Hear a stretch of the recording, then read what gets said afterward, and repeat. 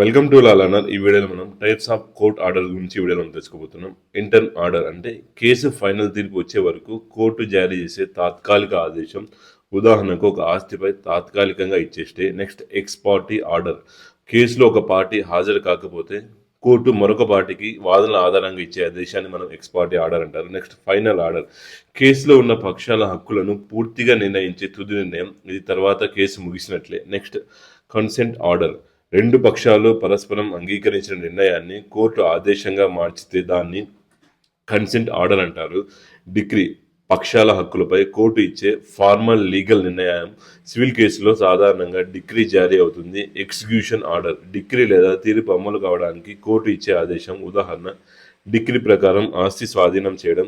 Injection order, ఎవరైనా ఒక పని చేయకుండా అడ్డుకోవడం లేదా ఒక పని చేయమని బలవంతం చేయడం. ఉదాహరణ, నిర్మాణం ఆపమని స్టే.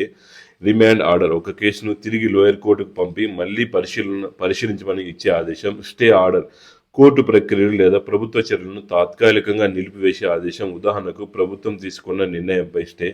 డిస్మిషల్ ఆర్డర్, కోర్టు కేసు లేదా పిటిషన్ను తిరస్కరించే ఆదేశం. కారణాలు, న్యాయాధారాలు లేకపోవడం, మెయింటైనబిలిటీ లేకపోవడం మొదలైనవి. నెక్స్ట్, ఈ వీడియో మీకు ఇన్ఫర్మేటివ్గా అనిపిస్తే please subscribe my channel. Thank you for watching video. జై హింద్.